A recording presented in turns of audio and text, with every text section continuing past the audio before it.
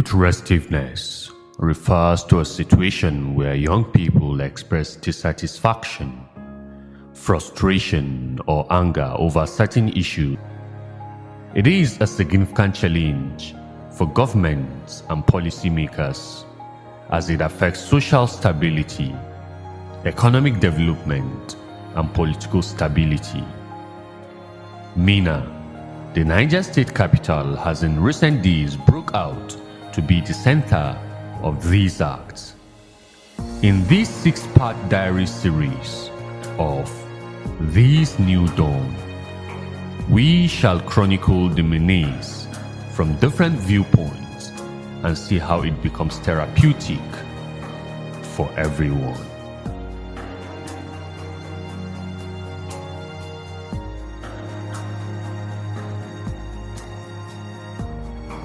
Bismillah billahi tawfiq. My name is Dr Bashir Yankuzo, the Chief Imam of Federal University of Technology, Minna, and also the proprietor of At-Ta'awun Educational Services in Bosu. I think this is a brief about myself. My name is Reverend Father Bulus Makama. I'm the parish priest of Our Lady of Fatima Catholic Church, Tunga, Road, Minna.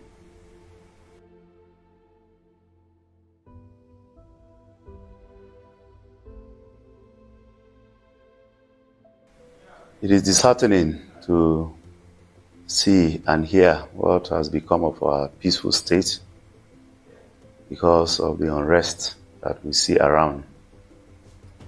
And definitely, where there is a problem, there is a cause. And from my own point of view, I see a missing gap somewhere.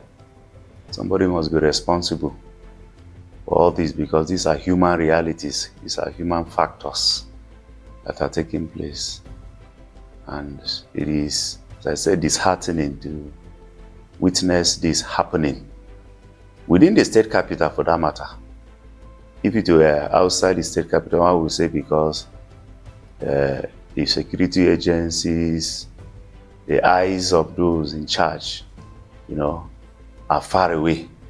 But it's happening within. So it is disheartening, and it's a thing that calls for concern. For every serious-minded person, whoever you may be, you can't be able to be happy to live in an environment of unrest, environment of peacelessness, because that is not civilized and that is not what is expected of us in any faith, even in the Christian faith. That is not expected because that is the faith I practice. And I know there are Christians in this state also. So it is disheartening and we are not happy about it at all. Alhamdulillah, Bismillah billahi tawfiq. I want to specifically say that there is no person within this particular environment that is responsible person that is not concerned. Because the issue is trying to be a kind of an issue that seems trying to overwhelm even the system itself. Where youth will be engaged in certain things that are too bad as far as their future and the future of the community is concerned. And I think one of the basic problems here is that we need to change the thinking of the youths and the thinking of our own young ones regarding why they even exist on the surface of the earth. And some of these youth actually grew up in a family that are a little bit trained in one thing or the other in religion and religious activities. But they tend to misunderstand what religion is all about. One, if we sit down carefully to tell this particular youth that in fact the entire message of the messenger is about reform and making you to be a better person. The Prophet said, I was sent by Allah to perfect character. It is not all about how much you even pray and fast and do azkar and do this, but rather how good and excellent is your character. If you have found one thing in character, then definitely you can hardly get it right, even in your religion. In one of the statements of the Prophet, he was saying that La imana liman la amanata lah, wa la dina liman la ahada lah. There is no iman to someone who doesn't have amana, and there is no religion to someone who cannot fulfill promises. By implication, religion is not all about claiming that I'm a religious person, or I know this, or I grew up under a religious family, but what are your conducts and characters and behavior? This is what will determine your own religion.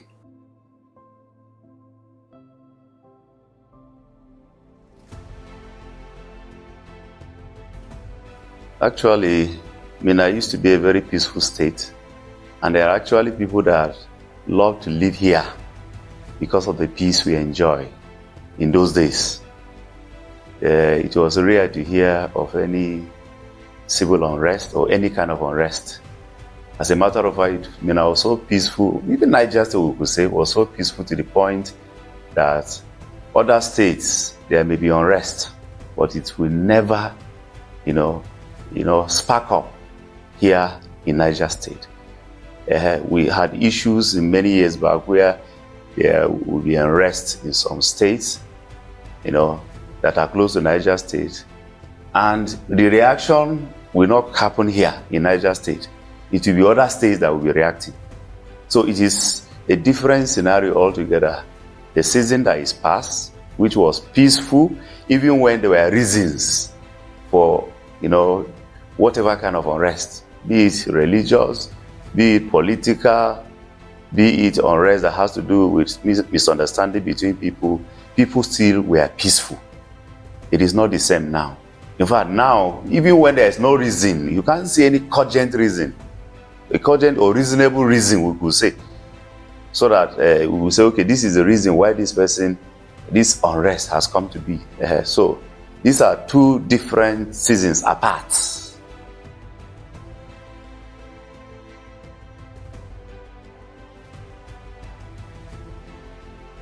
In this respect, who are supposed to put this youth into the proper training and guidance that they need?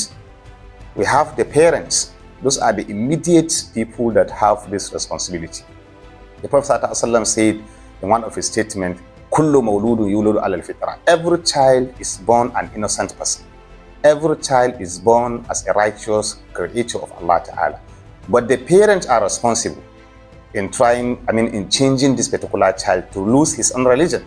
So what we say here is that if you see children misbehaving, the first people that are responsible are the parents.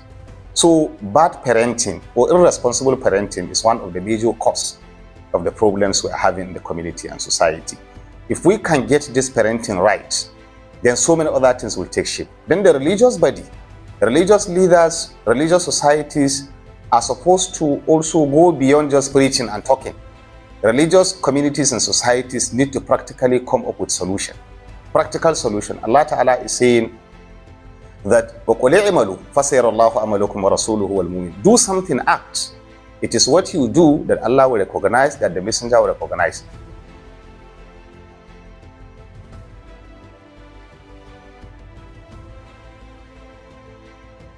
The Christian religion, of course, Jesus Christ being the leader, is a religion of peace. It's a religion. He was a man of peace himself. As a matter of fact, his teachings, some of them, in order to enhance peace, you hear him even say, if they slap you on your right cheek, you turn the left. That was to bring out the idea of ensuring there is peace. Because ordinarily, somebody should slap you. The next thing is to react. But he says, if they slap you on your right cheek, you turn the left, so that peace can be established. And in his teachings, he himself lived as a man of peace. He lived as a man of peace amidst people, and actually taught his followers to live in peace.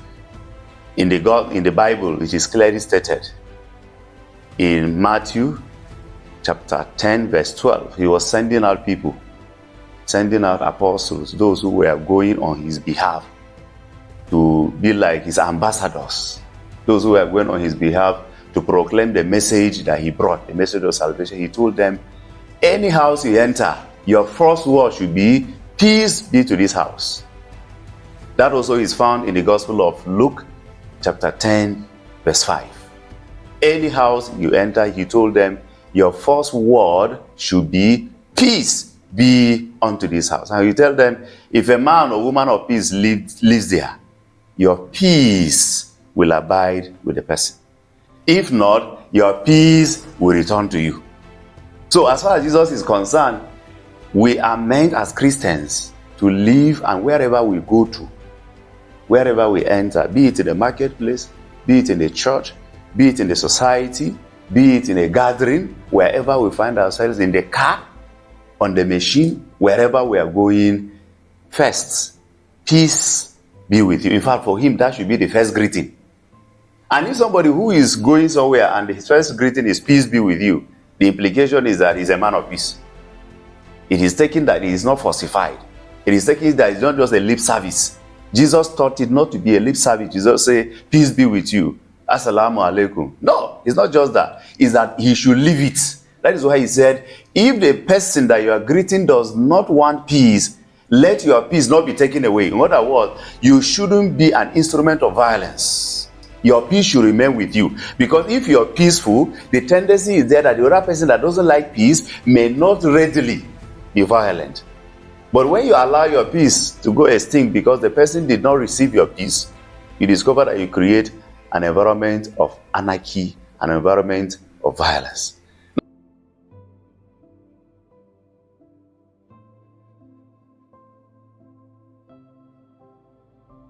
If you go around, for example, in our city, Minna, for example, you go around at certain time that we expect to see these children in schools, or you expect to see them in markets, or in other places doing one to other, you see them all sitting down in the community doing nothing, discussing and chatting, because nothing for them. So these things are some of these things that government need to come in. Government should liaise with religious bodies, we should liaise with people that have thinking on providing solution to the problems we are facing in the community. By the time that is done, you begin to see the impact of religion. You see, some of us, we just practice this religion without even understanding and appreciating that this religion is to reform us to become better people. This religion is to make us to be more responsible people. This religion is expected to make us to be people that others can take as role models. Allah subhanahu wa ta'ala is in the glorious Quran while talking about the ummah, that's the Muslim community. Kuntum khayra ummatin ukhrijat lin-nas ta'muruna bil ma'ruf wa tanhauna 'anil munkar wa tu'minuna billah. You are the best community ever for mankind. Why are you best? Not because of your family background, not because of your tribal inclination, not because of where you come from. Allah Ta'ala said, ta'muruna bil ma'ruf wa tanhauna 'anil munkar. You instruct people to do good and you stop them from being evil. So a responsible society will never look at evil things and then turn its own eyes away. And a responsible society will always promote good things and stop evil things. And this particular good and evil things is not only on government. For example, no, it's something that has to do with collaborative efforts. In a community, in a society, elders are living there. What is the role and responsibility of the elders? The Prophet ﷺ said in one of his statements, لَيْسَ مِنَّا مَنْ لَمْ يَرْحَمْ صَغِيرَنَا وَيُوَكِّرْ كَبِيرَنَا or يُعْرِفْ حَقَّ كَبِيرَنَا. The Prophet ﷺ said he is not part of our community, that person that do not respect elders and also don't show care and concern to the young ones.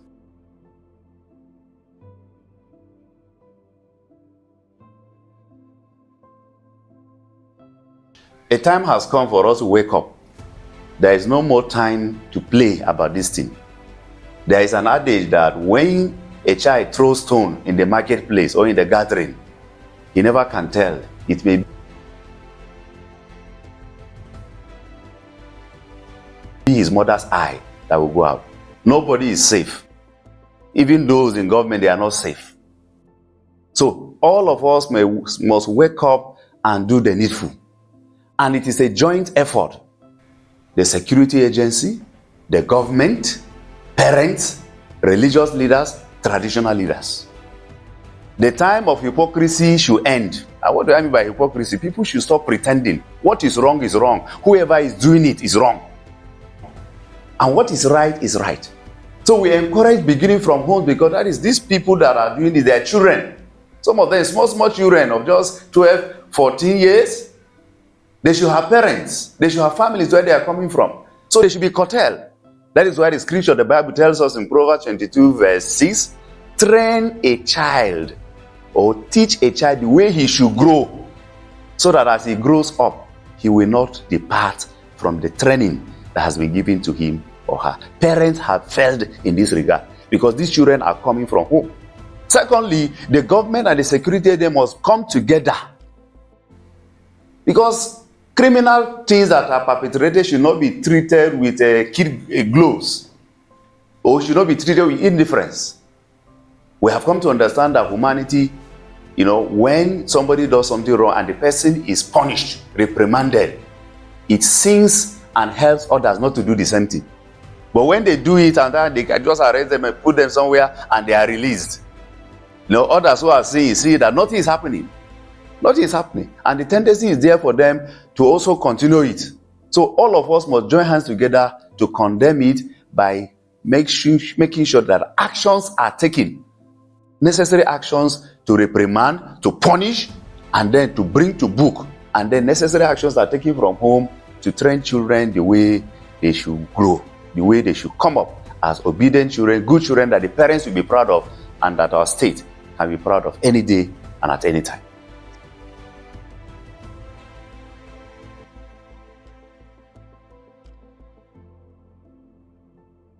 I think this particular problem can actually be solved if we engage the right people and then the government is sincere and honest in these things. And I want to suggest that the best way to handle these things is that the government should look at this as one of its priorities. Because once a society or community lose its youth, then definitely it has lost its own future. And to get it right, as said earlier, good parenting, family upbringing, community engagement, right religious training, and all these things should now be the focus of the government. And I think by the time you get it right here, then certain things can be at least minimized, even if not completely solved. And I think all of us are responsible, and also we have a duty to do this particular activity to allow our sisters, guide us, and be with us. Probably what I will add also is those people that Allah endow with resources. People should come up to sponsor certain things, not just waiting for government. And that's why when the Prophet was mentioning about the 7 people I mentioned, he said, Imam Adilun, he said, Shabun Nasha'a fi ibadatillah. He mentioned out of them, Rajulun tasaddaqa bi sadaqatin fa akhfaha hatta la ta'lamu shimaluhu ma tufiqu yaminuhu. Someone who give out a very heavy sadaqah. Sadaqah means you give your wealth, you give your resources in order for you to assist others, in order for you to help a particular distance. You do that, no one is even aware of what you do other than Allah subhanahu wa ta'ala. By the time you care for your community, you invest for your community, Allah also care for you. Allah subhanahu wa ta'ala also take care of your own needs. So what we are saying is that the business people among us, those that are endowed with resources, the religious people among us, and the leaders among us, and the parents, all of us have duty and responsibility. And I think if one is found wanting, especially on what is his own duty, government should have a way of calling the attention of that person, especially as parents. I'm more concerned about parents, fathers and mothers giving birth to children and then just abandoning them as if it is someone that should come and take care of this particular children, forgetting that Allah subhanahu wa ta'ala has actually charged them with the responsibility of taking care of their children.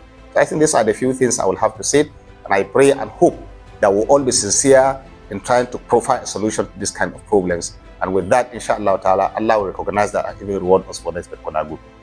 We're expecting much from the government, of course, and it's not a crime to expect much because he was voted in, or the new government was voted in for action. We expect a turnaround. In fact, let the new government give us the Niger state of those days in times of peace. If it means seeking advice, there are people he can meet. We are intelligent people in Niger state. We have people gifted. He should be able to have in his cabinet people who are ready to help him. Because if he works and gives us back peace, as Niger state used to be, no doubt about it, it is his name. He's going to make a name. Not just making name, God will bless him. Because that is why he came into the position to serve God through serving the people. So we encourage him, we encourage him from the point. There are many things we expect from him, but peace is number one. Because if there is no peace, you can't take of any other thing. So let him be able to give us peace, let there be serenity, let there be order. This anarchy shouldn't arise. In a civilized state, people are carrying cutlasses, carrying knife. Daytime, they are pursuing other people. This is a sign of anarchy. It means somebody is not in control. As a governor and the government that is coming, let him be in control, let him be in charge. That is what is responsibility. If a government cannot be in charge of his society, because they say the state, the law, the constitution tells us clearly, the first and primary responsibility of government is what? Protection. Protection. of the lives of people, of the citizens. So that is what we expect from this government, to protect us from every unrest, banditry, kidnapping, and every form of evil, and give us a state of peace, harmony, and progress.